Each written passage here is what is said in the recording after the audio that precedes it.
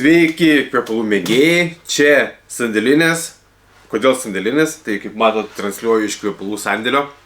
Ir šiandien noriu pakalbėti vieną labai svarbią temą. Ir nežinau, kodėl apie ją niekas nekalba, bet apie tai reikia kalbėti ir jums reikia sužinoti. Taigi, kaip matote, ant mano stalo padėta nemažai kvepalų įvairių. Kaip jau pasakysit, greičiausiai, kad tai yra arabiški kvepalai. Tai va, būtent dėl ko svarbu, tai artėja šventės, bus kažkoks įmonės vakarėlis, norėsite kvepėti skaniai, galbūt kažkam padovanoti, arba patys rasite kvepalus po egle.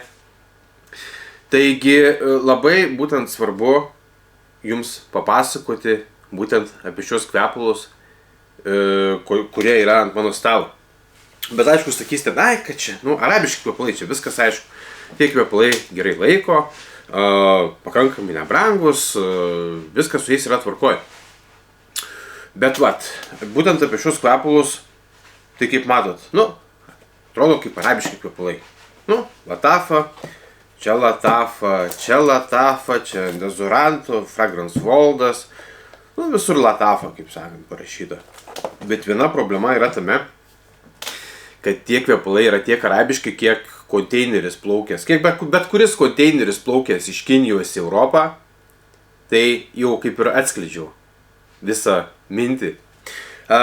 Būtent šitie kvepalai ant mano stalo, nors atrodo kaip arabiški kvepalai, jie tikrai nėra arabiški kvepalai, jie visi yra pagaminti Kinijoje. Tai ir yra kiniški padirbiniai.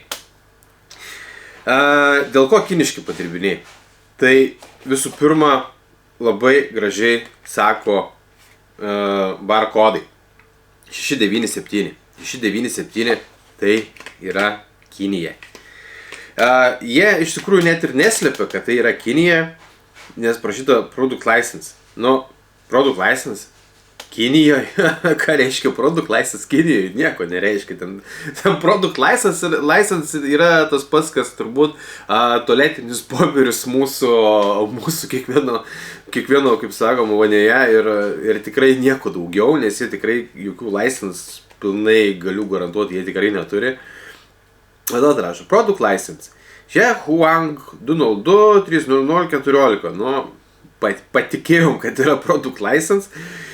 Ir parašyta Building 30 Dort District, Vanyang, Honhihuahianka. Žinokit, neperskaitau, bet čia turbūt labiau nuskambėjo kaip rusiškai keiksmažodžiai, ne kaip kažkoks miesto pavadinimas. Bet tiek to. Tai su tais, kaip sakoma, viskas aišku, su dezodorantu 694 viskas aišku, žiūrėt, čia Barakat. 694, viskas aišku. 699, dar labiau aišku. Bet labiausiai įdomiausia yra, čia 697. Matot, jara moj. Populiarūs kvepalai. Ir barkodas 69. Lygiai tas pats, jara taus. 69. 69 yra Kinija. Bet kur kas įdomesnis dalykas yra, būtent su šitom spalvotom dėžutėm. Barkodas yra 629. Kaip ir būtų Jungtiniai Arabų Emiratai. Būtent 629 visi barkodai yra būtent Jungtinių Arabų Emiratų. Ir tai jau galima skirti, kad tie kvepalai yra iš Jungtinių Arabų Emiratų. Bet nebūtinai.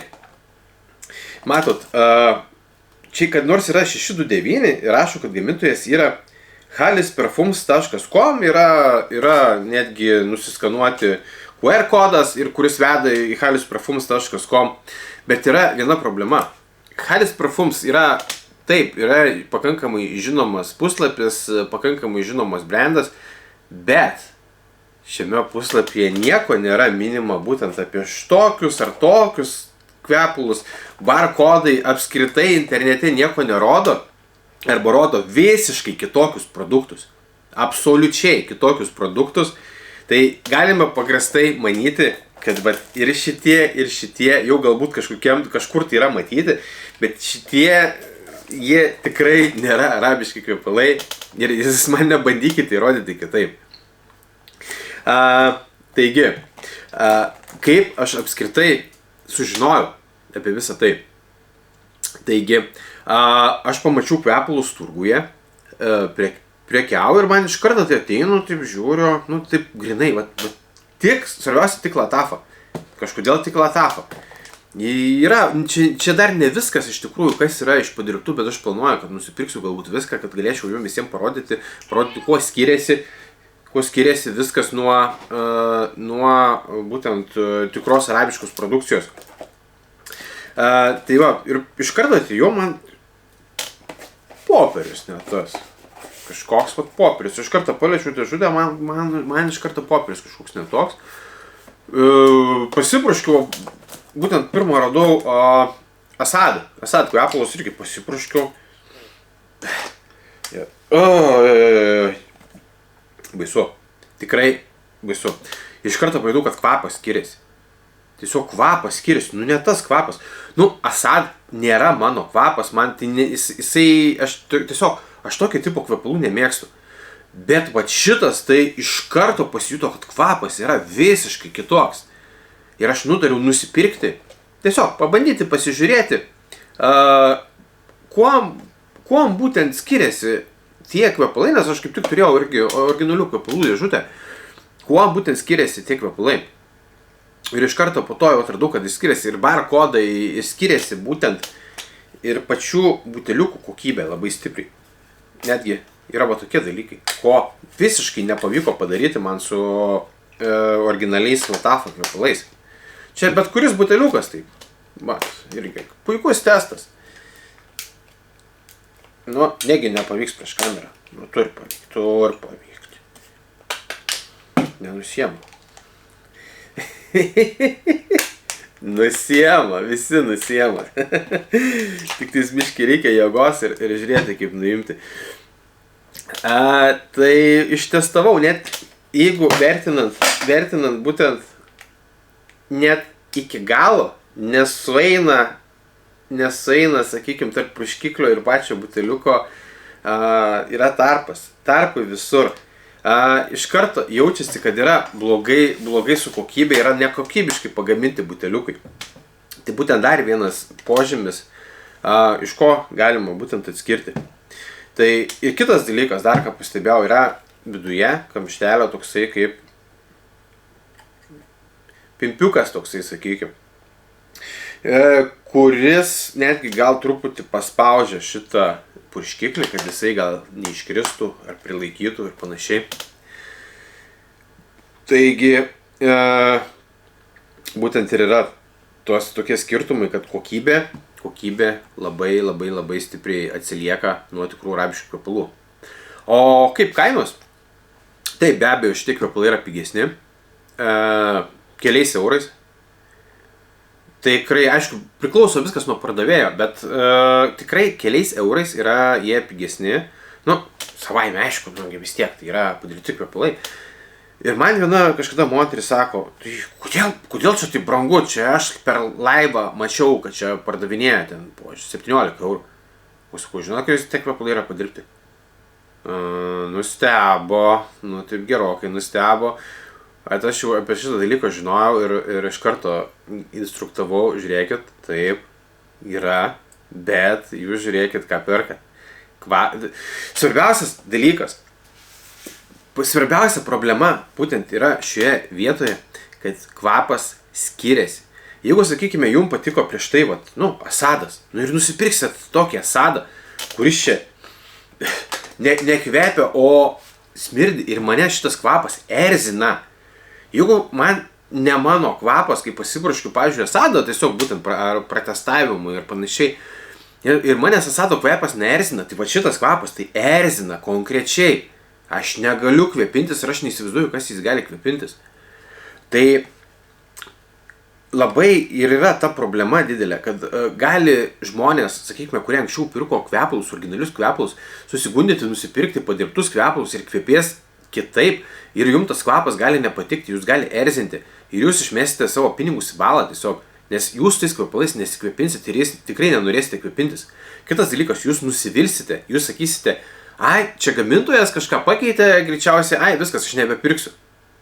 Ne, būtent dėl ko aš rekomenduoju pirkti tik originalius kvepalus ir iš patikimų, būtent tik iš patikimų kvepalų pardavėjų, kurie būtent specializuojasi kvepalų prekyboje.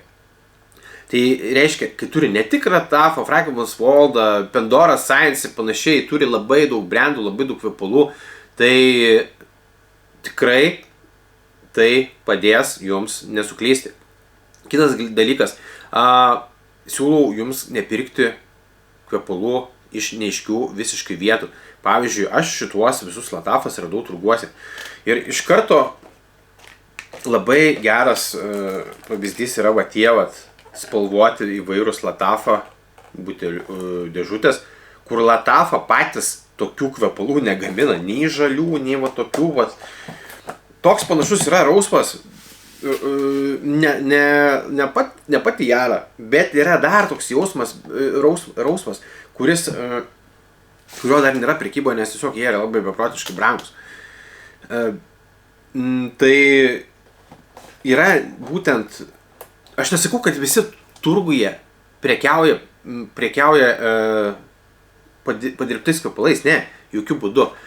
Tikrai turguose, miesto šventėse ir panašiai prekiauja originaliais arabiškais kvepalais, bet būtent yra ar kažkokios tai turgavietės, pavyzdžiui, Gariūnai. Tikrai girdėjau, kad padirbtų arabiškų kvepalų yra Gariūnuose ir juos perka didmena, būtent tie visi butikai, kurie būtent prekiauja, pagrinde prekiauja, daro laivus būtent su tokiais arabiškais, kabutėse arabiškais kvepalais.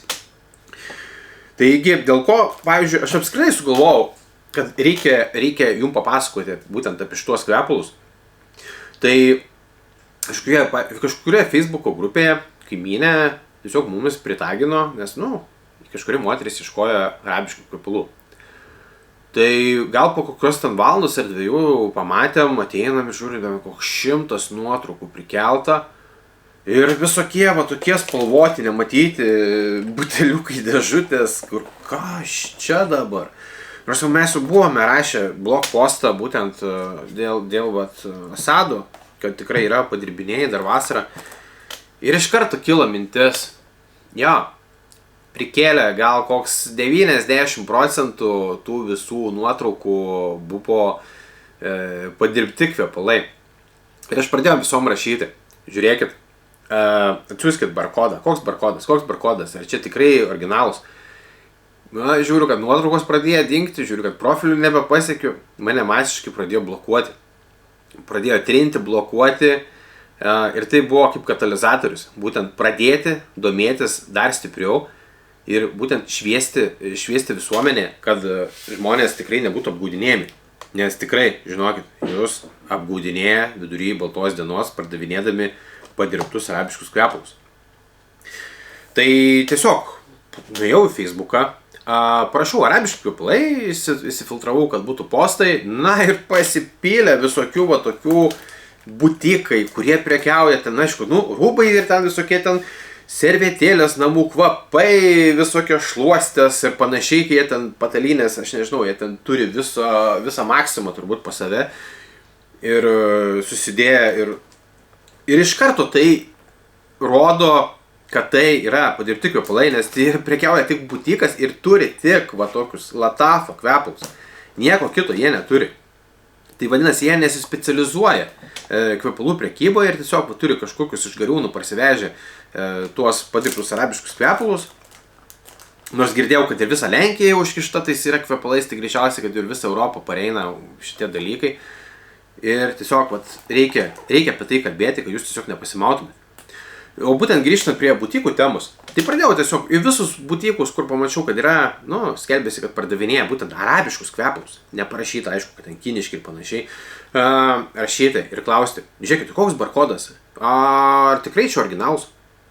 Tai mane masiškai pradėjo baninti.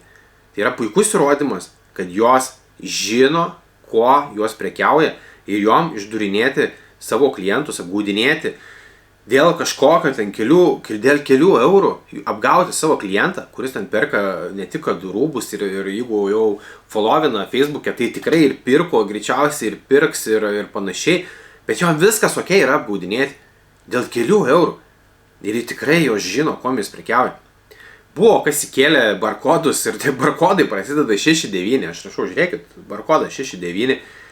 Praeina 5-6 minutės, viskas, nebepasiekiu profilio. Tiesiog tai įvyko, kad visur banai, tiesiog jos nenori visiškai to žinoti, kad kažkas tai žino ir kažkas tai skelbia.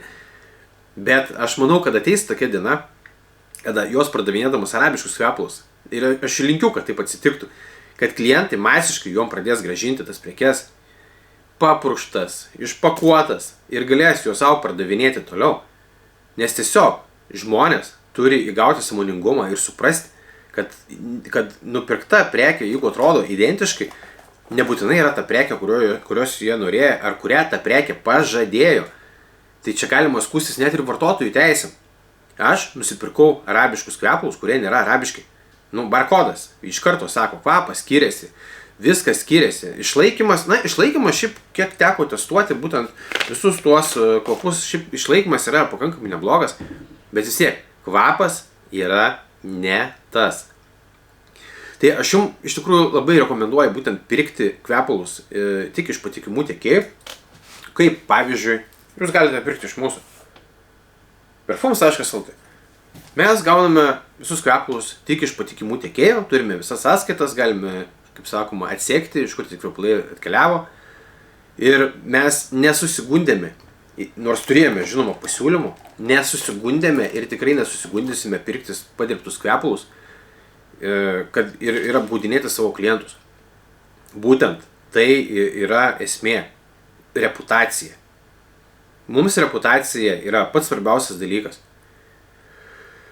Taigi, kaip jau matote, parodžiau tam tikrus kvepalus, parodžiau, ko nepirkti, parodžiau, kaip galima atskirti. Būtent, jeigu pamatysite tokias spalvotas dėžutės, kad ir tokias, žalias, tokias, tai iš karto siūlau bėgti nuo tokių pardavėjų, nes jie tikrai pardavinėja ne arabiškus kvepalus ir tai indikuoja apie ir kitus kvepalus, kad jie greičiausiai nebus originalūs.